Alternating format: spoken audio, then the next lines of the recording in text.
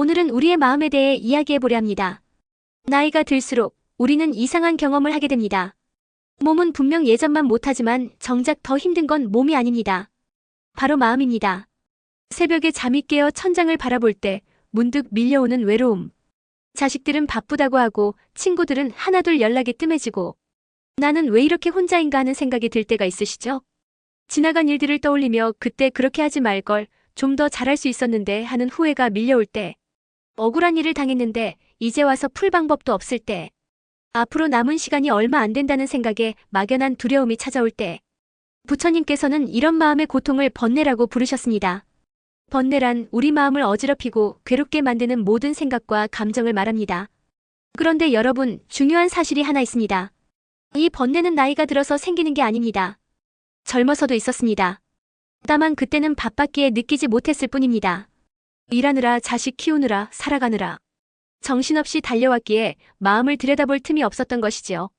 이제 시간이 생기고 조용해지니 그동안 쌓여있던 마음의 짐들이 하나씩 보이기 시작합니다. 그래서 더 힘든 겁니다. 몸의 병은 약으로 고칠 수 있지만 마음의 병은 어떻게 고쳐야 할지 모르기 때문입니다. 하지만 부처님께서는 이미 2500년 전에 이 문제의 답을 알려주셨습니다. 부처님 자신도 왕자의 신분으로 모든 것을 가지고 계셨지만 마음의 고통을 견딜 수 없어 진리를 찾아 나서셨습니다. 그리고 깨달음을 얻으신 후 평생을 사람들의 마음을 치유하는 데 헌신하셨습니다. 부처님의 가르침은 어렵지 않습니다. 거창한 수행이나 복잡한 이론이 아닙니다. 우리 일상에서 지금 이 순간부터 실천할 수 있는 구체적이고 따뜻한 말씀들입니다. 오늘 이 시간 저는 여러분과 함께 부처님의 말씀을 하나하나 살펴보려 합니다.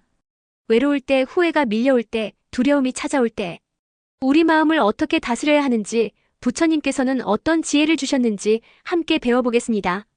이 말씀들은 단순한 위로가 아닙니다. 실제로 우리 마음을 변화시킬 수 있는 힘이 있습니다. 2500년 동안 수많은 사람들이 이 가르침으로 마음의 평화를 찾았습니다. 여러분도 오늘 이 시간이 끝날 때쯤이면 마음이 조금은 가벼워지실 겁니다. 그리고 내일 아침 조금 더 평온한 마음으로 하루를 시작하실 수 있을 겁니다. 그럼 지금부터 시작하겠습니다. 편안히 앉으셔서 마음을 열고 함께 들어주시기 바랍니다. 여러분, 오늘 아침에 일어나셨을 때 기분이 어떠셨습니까? 혹시 이런 경험 있으신가요? 어제 저녁만 해도 마음이 편안했는데 아침에 눈을 뜨니 갑자기 불안한 생각이 밀려옵니다. 오늘 병원 검사 결과가 안 좋으면 어쩌지? 이 자식들한테 짐이 되는 건 아닐까? 이런 생각들이 꼬리에 꼬리를 물고 이어지지요. 또 어떤 날은 아무 이유 없이 화가 납니다. 텔레비전 뉴스를 보다가 혹은 이웃의 말 한마디에 가슴이 답답해지고 짜증이 치밀어 오릅니다. 내가 왜 이러지? 나이 들어서 성격이 나빠진 건가? 하고 자책하게 됩니다. 그리고 밤이 되면 또 다른 마음이 찾아옵니다. 외로움입니다. 집은 조용하고 연락할 사람도 마땅치 않고 문득 나는 왜 이렇게 혼자인가 하는 생각에 가슴이 먹먹해집니다. 우리는 이런 마음의 변화 앞에서 당황합니다. 왜 내 마음은 이렇게 흔들릴까? 왜 나는 마음 하나 제대로 다스리지 못할까? 하고 스스로를 탓하게 됩니다. 그런데 여러분, 부처님께서는 이렇게 말씀하셨습니다. 마음은 하늘에 떠있는 구름과 같다. 잠시 머물 뿐 영원히 남지 않는다. 이 말씀의 의미를 한번 생각해 보십시오. 하늘을 올려다보면 구름이 보입니다. 어떤 구름은 크고 먹구름처럼 무겁게 보이고 어떤 구름은 하얗고 가볍게 떠 있습니다. 그런데 한참을 지켜보면 어떻습니까? 그 구름들이 모양을 바꾸고 이동하고 결국 사라지지 않습니까? 우리 마음도 똑같습니다. 아침의 불안도 구름입니다. 낮의 화도 구름입니다. 밤의 외로움도 구름입니다. 지금은 내 마음 전체를 덮고 있는 것처럼 느껴지지만 실은 잠시 지나가는 것일 뿐입니다. 부처님께서는 더 놀라운 말씀을 하셨습니다. 마음이 흔들리는 것은 당연한 것이다.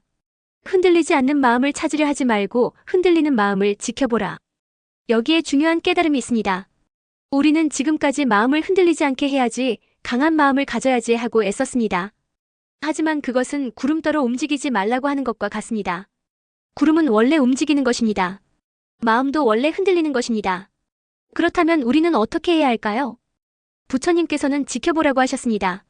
마음을 없애려 하지 말고 억지로 바꾸려 하지 말고 그저 지켜보라는 것입니다. 예를 들어볼까요? 아침에 불안한 마음이 올라올 때 이렇게 해보십시오. 아, 지금 내 마음에 불안이라는 구름이 지나가고 있구나. 그냥 이렇게만 생각하는 겁니다. 왜 불안하지? 이러면 안 되는데 빨리 없애야 해 이런 생각은 하지 마십시오. 그저 불안이 왔네 하고 바라보기만 하는 것입니다. 신기한 일이 일어납니다. 그 순간 우리는 불안에 갇히지 않게 됩니다. 불안을 느끼는 나와 불안을 바라보는 나가 분리되는 것입니다. 불안은 여전히 있지만 그것이 나를 지배하지는 못합니다. 화가 날 때도 마찬가지입니다. 지금 내 마음에 화라는 구름이 지나가고 있구나. 이렇게 바라보면 화에 휘둘려 말을 함부로 하거나 행동하는 일이 줄어듭니다. 외로움이 찾아올 때도 마찬가지입니다. 지금 외로움이라는 구름이 와 있구나. 그렇게 지켜보면 외로움이 평생 계속될 것처럼 느껴지지 않습니다. 구름처럼 언젠가는 지나갈 것임을 알게 됩니다. 부처님께서는 이렇게도 말씀하셨습니다. 마음은 고정된 물체가 아니다. 매 순간 생겨나고 머물다가 사라지는 현상이다. 여러분, 이것이 희망입니다. 지금 힘든 마음이 영원하지 않다는 것, 이것이 얼마나 큰 위로입니까? 지금 이 순간 슬프더라도, 화가 나더라도, 두렵더라도 그것은 반드시 지나갑니다. 오늘부터 한번 연습해 보십시오. 마음이 흔들릴 때마다 지금 이런 구름이 지나가고 있구나 하고 지켜보는 것입니다. 처음에는 쉽지 않을 수 있습니다. 평생 마음에 휘둘려 살아왔는데 갑자기 지켜보라고 하니 어색할 수 있습니다. 하지만 괜찮습니다. 조금씩 천천히 연습하면 됩니다. 그러다 보면 어느 순간 여러분은 깨닫게 될 것입니다. 내 마음이 나를 지배하는 게 아니구나. 나는 내 마음을 바라볼 수 있는 사람이구나. 그때부터 여러분의 하루는 조금씩 달라질 것입니다. 구름은 여전히 지나가지만 더 이상 그 구름에 휩쓸리지 않는 평온한 하늘 같은 마음을 가질 수 있게 될 것입니다. 밤에 잠자리에 누웠는데 갑자기 10년 전, 20년 전의 일이 떠오릅니다. 누군가가 했던 말 한마디, 나를 무시했던 그 순간, 억울했던 그 사건. 시간이 한참 지났는데도 생각만 하면 가슴이 뜨겁고 분한 마음이 치밀어 오릅니다. 그때 그 사람한테 이렇게 말할걸. 왜 그때 나는 아무 말도 못했을까?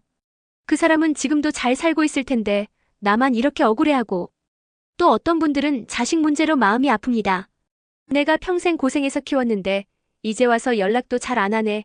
명절에도 얼굴 보기 힘드네. 나를 귀찮아하는 것 같아 이런 생각이 들면 서운함과 섭섭함이 가슴 가득 차오릅니다. 어떤 분들은 과거의 선택을 후회합니다. 그때 그 사업을 했더라면, 그때 그 집을 샀더라면 자식들한테 좀 더 재산을 물려줄 수 있었을 텐데 하는 생각에 잠 못 이루는 밤이 많습니다. 이런 생각들이 마음에 자리 잡으면 하루 종일, 아니 며칠이고 몇 달이고 우리를 괴롭힙니다. 그런데 부처님께서는 놀라운 말씀을 하셨습니다. 사람을 괴롭게 하는 것은 일이 아니라 그 일에 대한 집착된 생각이다. 생각해 보십시오. 10년 전에 있었던 그 일, 그것은 이미 끝났습니다. 그 순간은 지나갔습니다.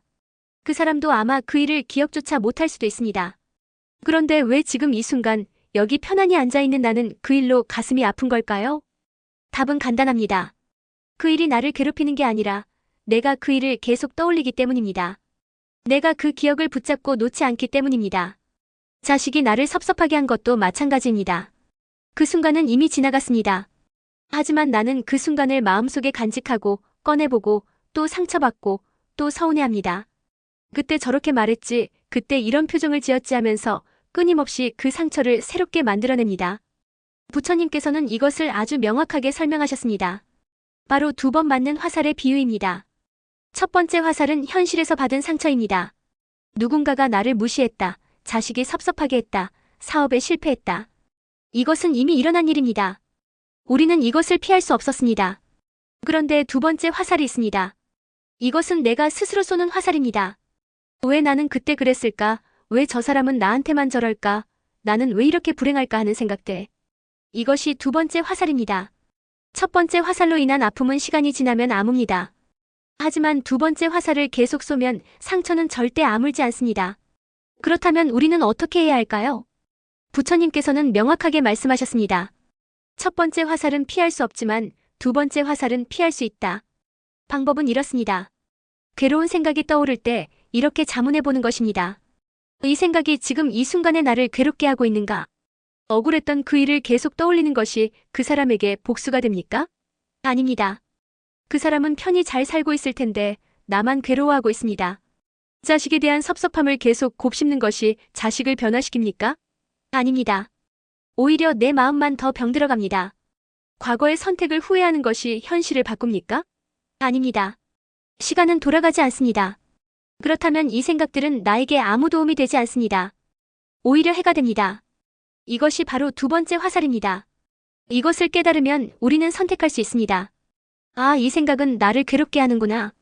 나는 이 생각을 내려놓겠다. 처음에는 쉽지 않습니다. 평생 붙들고 살았던 생각인데 갑자기 놓으라고 하니 어색합니다. 하지만 연습하면 됩니다.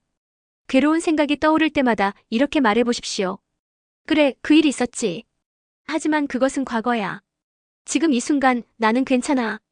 그리고 천천히 숨을 쉬면서 현재로 돌아오십시오. 지금 이 순간 내가 앉아있는 이 의자의 느낌, 창밖에서 들려오는 소리, 내 호흡, 이런 것들에 집중하십시오. 여러분, 부처님께서 주신 이 가르침이 얼마나 큰 자유입니까? 우리는 과거를 바꿀 수 없습니다. 이미 일어난 일은 되돌릴 수 없습니다. 하지만 우리는 그 일에 대한 생각은 바꿀 수 있습니다. 그 일을 어떻게 기억하고 어떻게 받아들이고 어떻게 놓아줄지는 전적으로 내가 선택할 수 있습니다. 첫 번째 화살은 피할 수 없었습니다.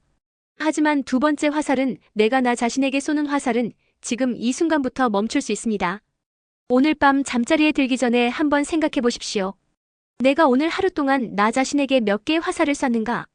그리고 내일부터는 그 화살을 하나씩 줄여가 보십시오. 괴로운 생각이 떠오를 때마다 아, 이것은 두 번째 화살이구나 하고 알아차리십시오. 그리고 천천히 부드럽게 그 생각을 내려놓으십시오. 그렇게 하루하루 연습하다 보면 어느 순간 여러분은 깨닫게 될 것입니다. 나를 괴롭히는 것은 세상이 아니라 내 생각이었다는 것을. 그리고 그 생각은 내가 놓을 수 있다는 것을. 그때부터 진짜 자유가 시작됩니다. 여러분, 아침에 거울을 보며 이런 생각 해보신 적 있으십니까? 내가 젊었을 때는 안 이랬는데.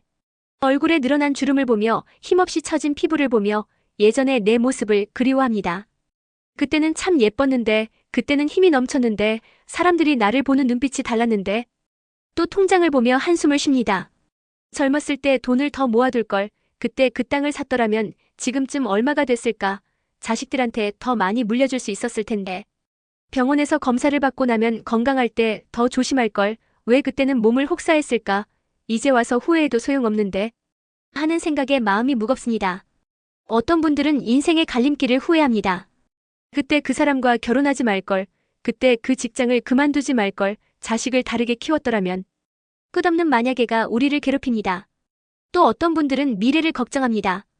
내가 병들면 누가 나를 돌봐줄까? 돈이 떨어지면 어떡하지? 자식들이 나를 버리면 어떡하나? 혼자 죽으면 어떡하지? 이런 생각들이 머릿속을 가득 채우면 우리는 지금 이 순간을 잃어버립니다. 지금 따뜻한 햇살이 비치고 지금 맛있는 차 한 잔이 있고 지금 편안히 앉아 쉴 수 있는데 정작 우리 마음은 과거나 미래 어딘가를 헤매고 있습니다. 부처님께서는 이 모든 괴로움의 뿌리를 정확히 짚어주셨습니다. 집착은 고통의 뿌리이다. 집착이란 무엇입니까? 붙들고 놓지 못하는 마음입니다. 과거의 영광을 붙들고 잃어버린 것을 붙들고 이루지 못한 꿈을 붙들고 오지 않은 미래를 붙들고 있는 것입니다. 우리가 젊음에 집착하면 나이 드는 것이 고통이 됩니다.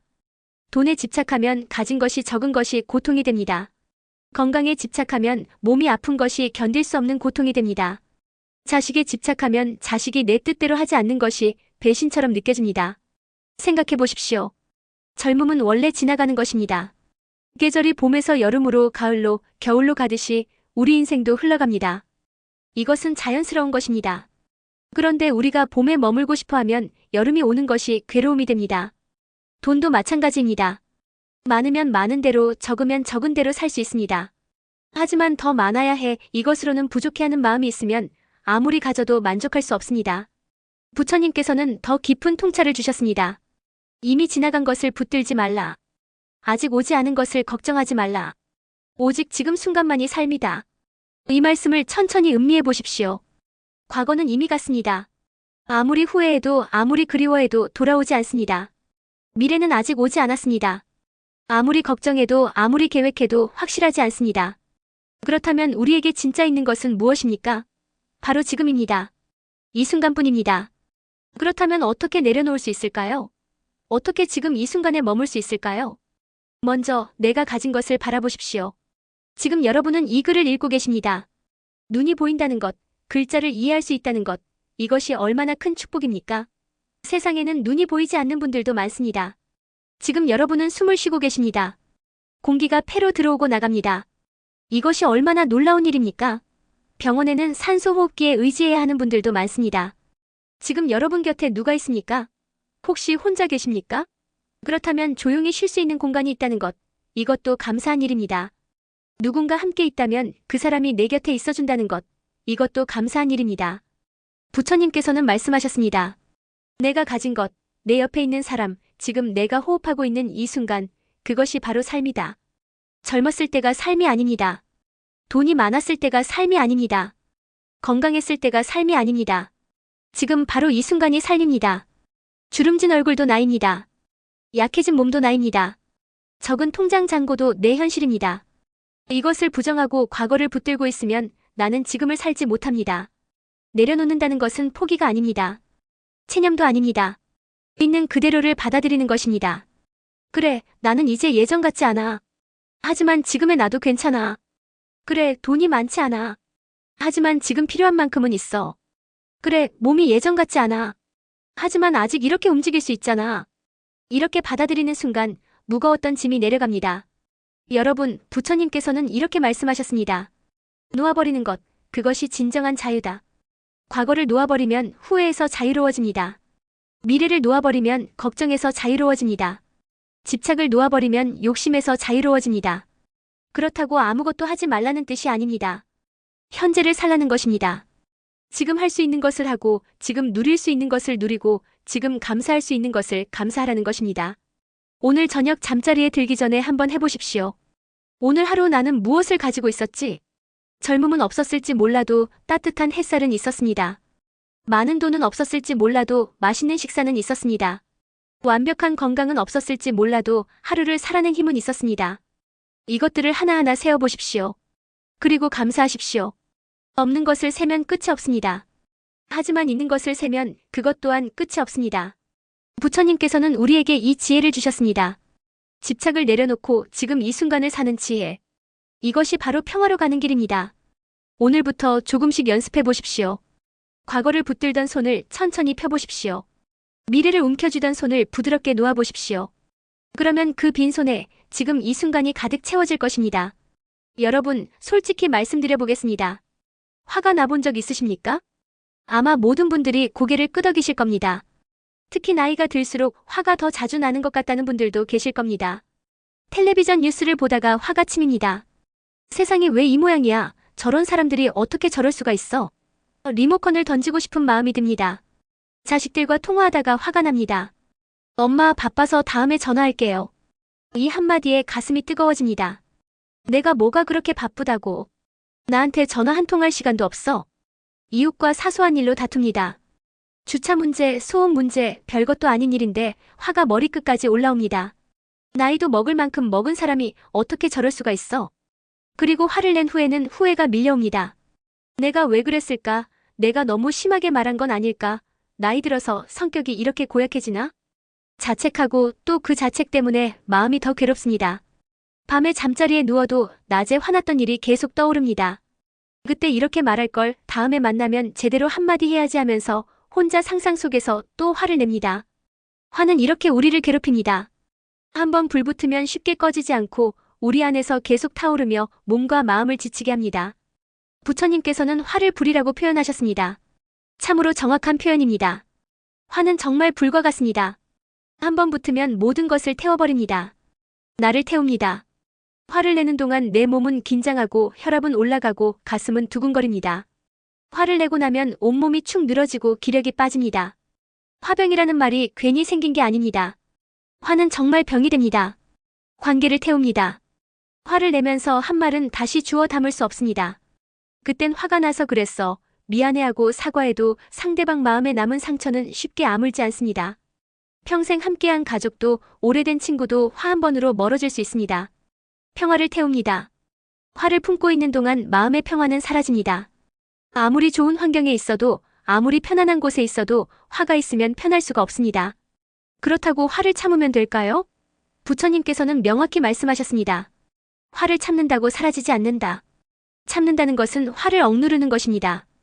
겉으로는 안 보이지만 속으로는 끓고 있는 것입니다. 이것은 더 위험합니다. 언젠가는 폭발하거나 아니면 우리 몸 안에서 병이 되어 나타납니다.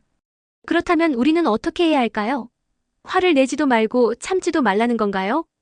부처님께서는 제3의 길을 보여주셨습니다. 바로 다스리는 것입니다. 부처님께서는 화를 다스리는 4가지 방법을 알려주셨습니다. 첫째, 알아차릴 것. 화가 올라올 때 가장 먼저 해야 할 일은 이것입니다.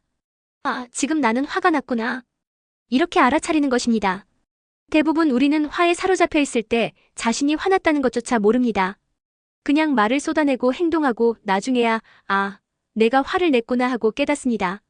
하지만 화가 올라오는 순간 지금 내 가슴이 뜨거워지고 있어. 지금 내 목소리가 높아지고 있어. 지금 나는 화가 나고 있어. 이렇게 알아차리면 그 순간 우리는 화와 한 발짝 떨어질 수 있습니다. 둘째, 그 감정을 판단하지 않을 것. 많은 분들이 화가 나면 이렇게 생각합니다. 나는 왜 이러지? 내가 너무 나쁜 사람인가? 나이 먹고도 이 모양이야. 이런 생각은 화 위에 또 다른 화를 쌓는 것입니다. 자기 자신에게 화를 내는 것입니다. 부처님께서는 말씀하셨습니다. 화가 나는 것은 자연스러운 일입니다. 인간이라면 누구나 화가 납니다. 중요한 것은 화가 났다는 사실을 그저 인정하는 것입니다. 아, 화가 났네. 괜찮아. 화는 누구에게나 오는 거야. 셋째, 호흡할 것. 이것이 부처님께서 주신 가장 실질적인 도구입니다. 화가 올라올 때 아무 말도 하지 마십시오. 대신 천천히 숨을 들이쉬십시오. 코로 천천히 들이마시면서 하나하고 세십시오. 그리고 천천히 입으로 내쉬면서 둘하고 세십시오. 이렇게 10번만 해보십시오. 신기한 일이 일어납니다. 화가 조금씩 식는 것이 느껴집니다. 왜 그럴까요? 화가 날 때 우리 몸은 긴장합니다. 호흡은 짧고 빨라집니다. 그런데 의도적으로 천천히 숨을 쉬면 몸이 위험한 상황이 아니구나 하고 이완됩니다. 몸이 이완되면 마음도 따라서 진정됩니다. 넷째, 화의 행동을 맡기지 않을 것. 가장 중요한 것이 이것입니다. 화가 있을 때는 절대로 말하거나 행동하지 마십시오. 화가 난 상태에서 한 말은 대부분 후회합니다. 화가 난 상태에서 한 행동도 대부분 후회합니다. 왜냐하면 그것은 나의 선택이 아니라 화의 선택이기 때문입니다.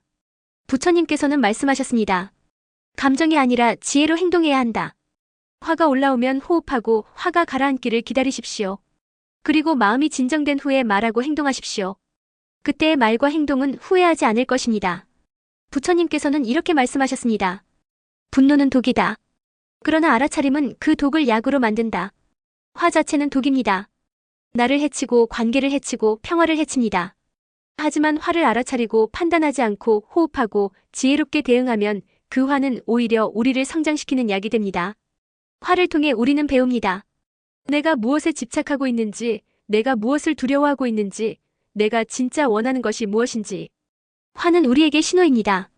지금 내 마음속에서 무언가 불편한 일이 일어나고 있어. 한번 들여다봐 하고 알려주는 신호입니다. 오늘부터 화가 날 때마다 연습해 보십시오. 알아차리고 판단하지 않고 호흡하고 기다리는 것을. 처음에는 어려울 것입니다. 평생 화를 그냥 분출하고 살았는데 갑자기 다스리라고 하니 익숙하지 않을 것입니다. 하지만 1번, 2번, 10번. 계속 연습하다 보면 어느 순간 깨닫게 될 것입니다. 아, 화는 내가 아니구나. 화는 그저 지나가는 감정일 뿐이구나. 나는 화를 선택할 수 있는 사람이구나. 그날부터 여러분은 화의 노예가 아니라 화의 주인이 될 것입니다. 여러분, 가장 외로운 순간이 언제입니까? 어떤 분들은 말합니다. 새벽에 잠이 깨었을 때라고. 온 세상이 고요하고 옆자리는 비어있고 아무도 깨어있지 않은 그 시간. 천장만 바라보며 나는 왜 이렇게 혼자일까 하는 생각이 밀려옵니다. 어떤 분들은 말합니다. 명절에 혼자 있을 때라고. 텔레비전에서는 가족들이 모여 웃고 떠드는 장면이 나오는데 내 집은 조용하기만 합니다. 전화기를 보지만 울릴 기미가 없습니다. 다들 바쁘겠지. 하고 스스로 위로하지만 가슴은 허전합니다. 또 어떤 분들은 말합니다. 아침에 일어났을 때라고. 오늘 무엇을 하지? 생각해보지만 특별히 할 일이 없습니다. 갈 곳도 만날 사람도 해야 할 일도 없습니다. 하루가 텅 비어 있습니다. 나이가 들면서 우리는 많은 것을 잃습니다. 젊음은 어느새 사라지고 직장에서 은퇴하고 친구들은 하나둘 세상을 떠나고 자식들은 각자의 삶이 바빠 연락이 뜸해집니다. 심지어 내 몸도 예전처럼 말을 듣지 않습니다. 내게 남은 게 뭐지? 이런 생각이 들 때가 있습니다. 과거에는 많은 것이 있었는데 지금은 점점 비어가는 것 같습니다. 그래서 외로움은 늙음의 그림자처럼 우리를 따라다닙니다. 밤이 되면 더 심해집니다. 이렇게 살다가 언젠가 죽겠지. 그럼 뭐가 남지? 허무함이 밀려옵니다. 평생 열심히 살았는데 이제 와서 보니 무엇을 위해 살았는지 모르겠습니다. 그런데 부처님께서는 우리가 생각하지 못했던 말씀을 하셨습니다. 사람은 혼자서 태어나고 혼자서 늙고 혼자서 병들고 혼자서 죽는다. 처음 이 말씀을 들으면 더 쓸쓸하게 느껴질 수 있습니다. 아, 결국 나는 혼자구나 하는 생각이 들 수 있습니다. 하지만 부처님의 이 말씀은 쓸쓸함이 아닙니다. 이것은 자유의 선언입니다. 생각해 보십시오. 우리는 평생 누군가에게 의지하려 했습니다. 젊었을 때는 부모님에게, 어른이 되어서는 배우자에게, 나이 들어서는 자식에게. 이 사람이 나를 행복하게 해줄 거야. 이 사람이 나를 외롭지 않게 해줄 거야 하고 기대했습니다. 하지만 그 기대는 늘 실망으로 끝났습니다. 왜냐하면 아무도 다른 사람을 완전히 채워줄 수 없기 때문입니다. 부모님도 배우자도 자식도 각자의 삶이 있고 각자의 고민이 있습니다. 부처님께서는 말씀하십니다. 누군가가 나를 채워주기를 기대할 필요가 없다. 이것이 바로 자유입니다. 다른 사람에게 의존하지 않아도 되는 자유. 다른 사람이 날 버릴까봐 두려워하지 않아도 되는 자유. 다른 사람의 사랑을 구걸하지 않아도 되는 자유. 그렇다면 우리는 어떻게 해야 할까요? 부처님께서는 명확하게 답을 주셨습니다. 내가 나를 이해하고 내가 나를 위로하고 내가 나를 평화롭게 하면 된다. 외로움을 다시 바라보십시오. 외로움은 내 마음이 비어있다는 뜻이 아닙니다. 오히려 내 마음에 공간이 생겼다는 의미입니다. 생각해 보십시오. 젊었을 때는 마음이 온통 바빴습니다. 돈 벌 생각, 자식 키울 생각, 세상 사람들 눈치. 이런 것들로 마음이 가득 차 있었습니다. 마음을 들여다볼 여유가 없었습니다. 하지만 이제 그런 것들이 하나둘 떠나가니 마음의 공간이 생긴 것입니다. 이 공간은 축복입니다. 이제 나는 이 공간에 내가 원하는 것을 채울 수 있습니다. 무엇으로 채울까요? 부처님께서는 말씀하셨습니다. 그 빈 공간에 미움이 아닌 자비를, 불안이 아닌 평화를, 후회가 아닌 감사가 들어올 수 있다. 구체적으로 어떻게 할까요? 먼저 나 자신과 대화하십시오. 아침에 일어나면 거울을 보며 이렇게 말해보십시오. 오늘도 잘 일어났네. 고생 많았어. 오늘 하루도 잘 살아보자. 이상하게 느껴질 수 있습니다. 하지만 해보십시오. 나 자신에게 따뜻한 말을 건네는 것. 이것이 나를 위로하는 첫걸음입니다.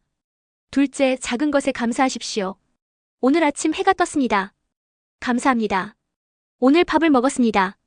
감사합니다. 오늘 걸을 수 있었습니다. 감사합니다. 이게 뭐가 대단한 거야? 하고 생각할 수 있습니다. 하지만 병원에 가보십시오. 해를 보지 못하는 분, 밥을 먹지 못하는 분, 걸을 수 없는 분들이 얼마나 많습니까? 우리가 당연하게 여기는 것들이 사실은 기적입니다. 셋째, 자비를 연습하십시오. 자비란 나와 다른 사람의 행복을 바라는 마음입니다. 아침에 눈을 뜨면 이렇게 생각해 보십시오. 오늘 만나는 모든 사람이 행복하기를. 내 자식들이 건강하고 평안하기를. 이 세상 모든 외로운 사람들이 위로받기를. 이렇게 생각하면 신기한 일이 일어납니다. 내 마음이 따뜻해집니다. 외로움이 조금씩 녹아내립니다. 왜냐하면 나는 이제 혼자가 아니라 이 세상 모든 사람과 연결되어 있다는 것을 느끼기 때문입니다. 여러분, 부처님께서는 이렇게 말씀하셨습니다. 혼자라는 것과 외롭다는 것은 다르다. 혼자라는 것은 상황입니다. 지금 내 옆에 아무도 없다는 것. 이것은 사실입니다. 부정할 수 없습니다. 하지만 외롭다는 것은 마음입니다. 혼자 있어도 외롭지 않을 수 있고 많은 사람과 함께 있어도 외로울 수 있습니다. 진짜 문제는 혼자 있는 것이 아니라 내가 나 자신을 외면하는 것입니다. 나를 사랑하지 않는 것입니다. 나와 함께 있는 것을 불편해하는 것입니다. 오늘부터 연습해 보십시오. 나와 친구가 되는 것을. 아침에 일어나면 나에게 인사하십시오. 밥을 먹으면서 나와 대화하십시오. 산책하면서 내 마음을 들여다보십시오.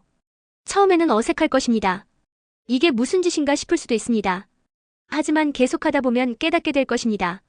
아, 나는 혼자가 아니었구나. 나에게는 내가 있었구나. 가장 오래 가장 가까이 있어줄 사람은 바로 나 자신이구나. 그때부터 외로움은 더 이상 적이 아닙니다. 외로움은 나를 만날 수 있는 소중한 시간이 됩니다. 부처님께서는 말씀하셨습니다. 자기 자신을 섬으로 삼아라. 자기 자신을 의지처로 삼아라. 여러분은 이미 완전합니다. 누군가가 채워줘야 할 존재가 아닙니다. 있는 그대로 충분하고 소중한 존재입니다. 오늘 밤 잠자리에 들기 전에 자신에게 말해보십시오. 나는 혼자지만 외롭지 않아. 나에게는 내가 있으니까. 그리고 그것으로 충분해. 여러분, 솔직히 말씀해 보겠습니다. 누군가에게 인정받고 싶으신 적 있으십니까? 아마 모든 분들이 그럴 것입니다. 우리는 평생 인정을 갈구하며 살아왔습니다. 어렸을 때는 부모님의 인정을 받고 싶었습니다. 우리 아들 잘했네, 우리 딸 기특하네 이 말 한마디를 듣기 위해 열심히 공부하고 착하게 행동했습니다. 어른이 되어서는 직장 상사의 인정, 동료들의 인정을 받고 싶었습니다. 자네 일 잘하네 역시 자네야 이런 말을 듣기 위해 밤늦게까지 일하고 주말도 반납했습니다. 결혼해서는 배우자의 인정을 받고 싶었습니다. 당신 덕분에 내가 살아 당신이 있어서 행복해 이런 말을 듣고 싶어 온갖 희생을 감수했습니다. 자식을 키우면서는 자식의 인정을 기다렸습니다. 엄마 고마워요, 아빠 최고예요. 이런 말을 듣기 위해 평생을 바쳤습니다. 하지만 그 인정을 받았습니까? 어떤 날은 받았을 것입니다. 잘했다, 고맙다, 내가 있어서 좋다 이런 말을 들을 때 가슴이 뿌듯했을 것입니다. 하지만 더 많은 날들은 그렇지 못했습니다. 열심히 해도 당연한 거 아니야? 라는 반응뿐이었습니다. 희생해도 요즘 누가 안 그래? 라는 말만 돌아왔습니다. 그리고 이제 나이가 들어 뒤돌아보니 쓸쓸한 생각이 듭니다. 내가 평생 누구를 위해 산 거지? 나는 인정받았나? 나는 칭찬받았나? 자식들은 자기 삶이 바빠 엄마 대단해, 아빠 고생 많으셨어 이런 말을 잘하지 않습니다. 배우자는 이제 당신 덕분이라는 말을 입에 달고 살지 않습니다. 세상 사람들은 나를 기억조차 하지 않습니다. 내가 뭐 한 거지? 내 인생에 의미가 있었나? 이런 생각이 들 때가 있습니다. 그런데 부처님께서는 우리가 상상하지 못했던 말씀을 하셨습니다. 당신은 이미 완전하다. 이 말씀을 천천히 되새겨 보십시오. 당신은 이미 완전하다. 무엇을 더 이루어야 완전한 게 아닙니다. 누구에게 인정받아야 완전한 게 아닙니다. 지금 이 순간 있는 그대로 이미 완전하다는 것입니다. 말도 안 돼. 나는 실패도 많이 했고 잘못도 많이 했는데. 이렇게 생각하실 수 있습니다. 하지만 부처님께서는 말씀하십니다. 실패했다고 불완전한 것이 아닙니다. 잘못했다고 가치가 없는 것이 아닙니다. 그 모든 것이 당신의 삶이고 그 삶은 있는 그대로 완전합니다. 나무를 보십시오. 어떤 나무는 곱게 자라고 어떤 나무는 구부러져 자랍니다. 어떤 나무는 크게 자라고 어떤 나무는 작게 자랍니다. 그렇다고 구부러진 나무가 불완전합니까? 작은 나무가 쓸모없습니까? 모든 나무는 자기 방식대로 완전합니다. 우리 인간도 마찬가지입니다. 부처님께서는 더 놀라운 말씀을 하셨습니다. 남이 뭐라 하든 상관없다. 당신의 마음이 평온하면 그것이 가장 큰 행복이다. 생각해 보십시오. 우리는 평생 남의 눈치를 보며 살았습니다. 저 사람이 나를 어떻게 생각할까? 사람들이 나를 비웃지 않을까? 인정받지 못하면 어떡하지? 하지만 부처님께서는 단호하게 말씀하십니다.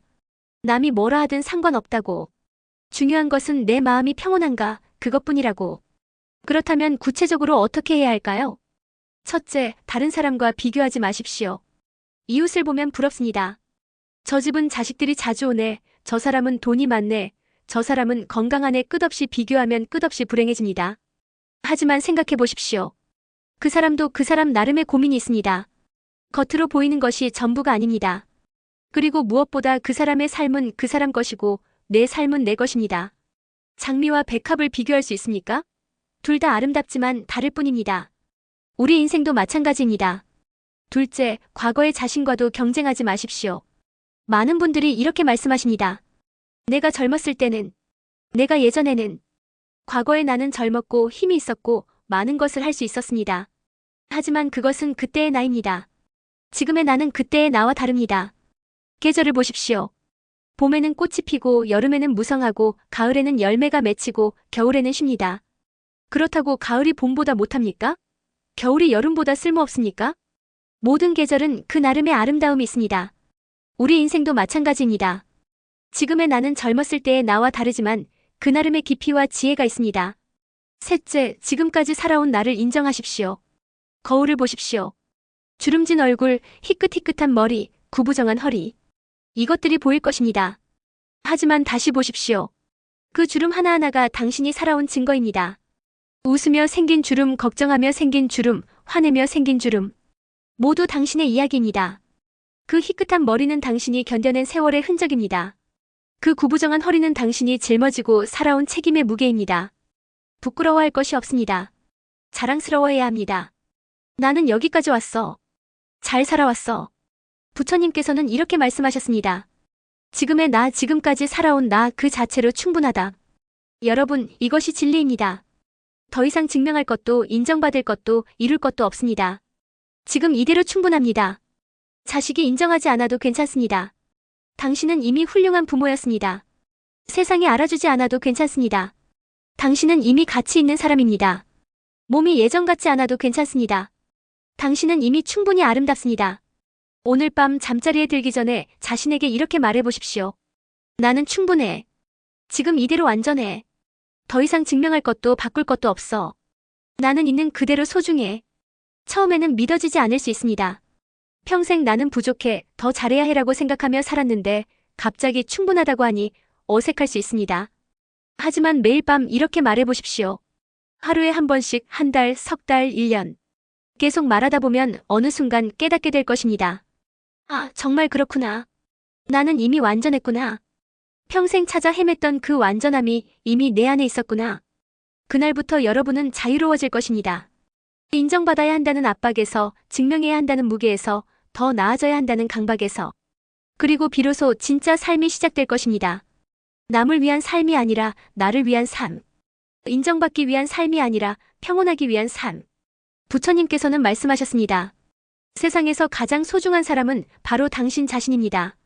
오늘부터 그 소중한 당신 자신을 사랑하십시오. 있는 그대로. 여러분, 오늘 하루를 어떻게 보내셨습니까? 혹시 이런 생각하신 적 있으십니까? 시간이 너무 빨리 간다. 어느새 하루가 끝났네. 또 한 달이 지나갔네. 우리는 평생 서둘러 살아왔습니다. 학교 다닐 때는 빨리 졸업하고 싶었습니다. 직장 다닐 때는 빨리 승진하고 싶었습니다. 자식 키울 때는 빨리 크기를 바랐습니다. 빨리빨리 서둘러 시간이 없어. 이런 말들이 우리 입에 달고 살았습니다. 그런데 지금 돌이켜보면 어떻습니까? 그렇게 서둘러 어디에 도착했습니까? 무엇을 이루었습니까? 시간은 지나갔고 나이는 들었고 되돌아보니 정작 중요한 순간들을 놓쳐버린 것 같습니다.